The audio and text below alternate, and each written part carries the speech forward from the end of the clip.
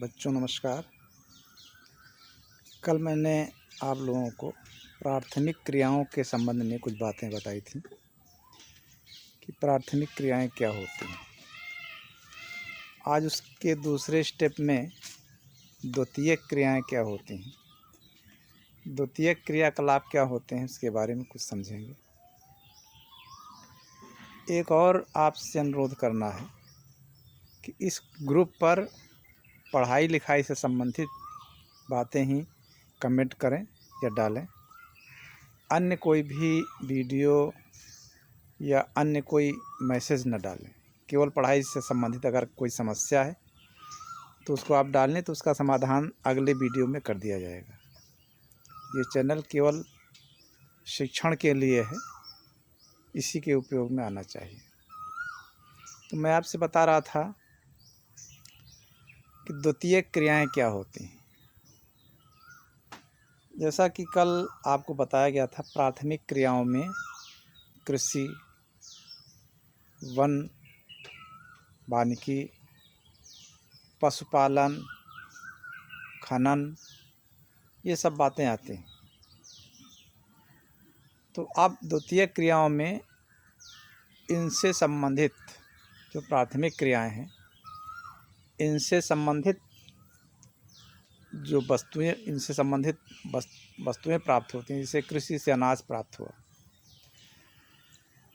या पशुपालन से दुग्ध प्राप्त हुआ, उसको और परिष्कृत करके, अच्छा बना करके, उपयोगी बना करके उसका मूल्य बढ़ाया जाता है। तो ये कार्य जहाँ से होते हैं वो द्वितीयक क्रियाकलाप होते हैं।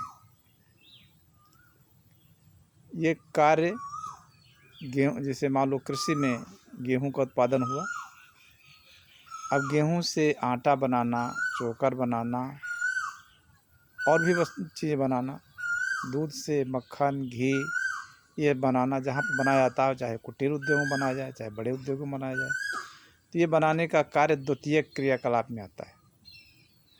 तो इस प्रकार से द्वितीयक क्रियाकलाप में विनिर्माण उद्योग, डेयरी उद्योग और कुटीर उद्योग, ये तीन बातें मुख्य रूप से आती हैं। विनिर्माण उद्योग का मतलब होता है कि हम प्राकृतिक वस्तुओं को जो हमने प्राथमिक क्रियाओं से संकलित की हैं, इन वस्तुओं को परिष्कृत करके, अच्छा बना करके मानवोपयोगी बनाते हैं और उसकी क्वालिटी बढ़ा लेते हैं। तो ये विनिर्माण उद्योग आता है, विनिर्माण में होता है। जो भी प्राथमिक क्रियाओं से जो वस्तुएं प्राप्त होती हैं, उनको और अच्छी तरह से बनाना, ये द्वितीयक क्रियाओं में आता है। तो विनिर्माण उद्योग। दूसरा है कुटीर उद्योग। कुटीर उद्योग कहते हैं जब घरों में या घर के कुछ सदस्यों से मिल करके छोटे उद्योगों का निर्माण होता है।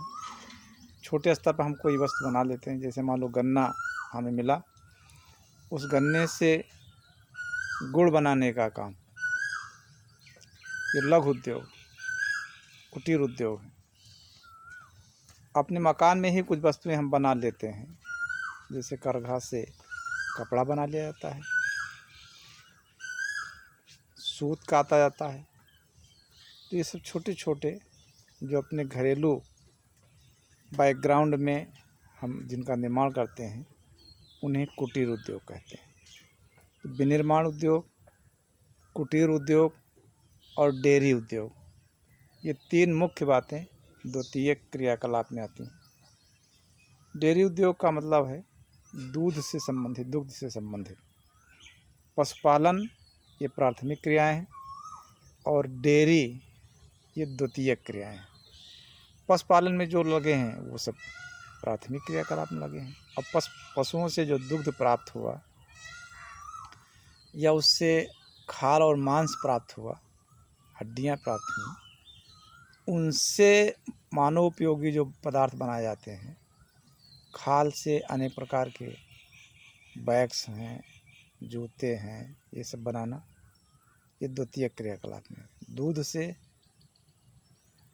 घी बनाना, मक्खन बनाना, पनीर बनाना और उसको विदेश को भेजना, अपने देश के विभिन्न क्षेत्रों में भेज करके उससे धनार्जन करना। इस कार्य में जो लगे हुए लोग हैं वे सब द्वितीयक क्रियाकलाप में लगे हुए लोग कहलाते हैं। तो मैं समझता हूँ आपको बात समझ में आ गई होगी कि प्राथमिक क्रियाकलाप क्या होते हैं और द्वितीयक क्रियाकलाप क्या होते हैं। प्राथमिक क्रियाकलाप में मुख्य रूप से प्रकृति से जुड़े हुए होते हैं। प्रकृति से वस्तुएं जो प्राप्त होती हैं आखेट के द्वारा, संग्रह के द्वारा, पशुपालन भी उस आधारित है, खनन है, लकड़ी काटना है, ये सब प्राथमिक क्रियाकलाप हैं। और इन प्राथमिक क्रियाकलापों से जो चीज़ें हमें प्राप्त होती हैं उसको परिष्कृत करके, अच्छा बना करके, उत्कृष्ट बना करके अधिक मानवोपयोगी जब बना लेते हैं, उसका मूल्य बढ़ जाता है। तो ये जहाँ पर बनाई जाती हैं और इनमें लगे हुए जो भी व्यक्ति हैं वो द्वितीयक क्रियाकलाप कहलाते हैं। वो द्वितीयक क्रियाकलाप करने वाले लोग कहलाते हैं।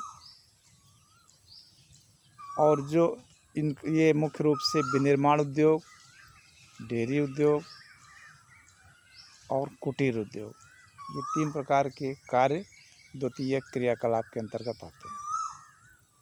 तो प्राथमिक क्रियाकलाप और द्वितीयक क्रियाकलाप ये सब आर्थिक क्रियाकलापों के अंतर्गत आता है। इसी प्रकार से आगे तृतीयक और चतुर्थक क्रियाकलाप के बारे में अगले वीडियो में बताया जाएगा। आप लोगों से पहले से ये भी आग्रह किया गया था कि जो बच्चे इससे जुड़े नहीं हैं, जिस गांव के लोग ये वीडियो देख रहे हैं, अगर आपके क्लास के और उस गांव में बच्चे हैं तो उनको जोड़िए। मैंने नंबर एक बार दिया था, मेरा नंबर पता है, उस पर आप कमेंट करिए, अपना नाम डालिए, अपना नंबर डालिए, तो वो मैं आपको जोड़ दूंगा ताकि वो भी लाभ उठा सकें। मेरा नंबर 94 51 61 10 24 है। ज़्यादातर बच्चों को पता है, नहीं पता है तो फिर भी नोट कर लें, 94 51 61 10 24। और इस वीडियो को अधिक से अधिक देखें तभी आपको लाभ मिलेगा, क्योंकि विद्यालय खुलने की संभावना बहुत कम अभी दिखाई पड़ रही है। इसी प्रकार से आप अध्ययन करते रहें, नोट्स बनाते रहें, इसको बार बार देखिए, पढ़िए और इसके बाद में नोट्स बना करके रख लीजिए।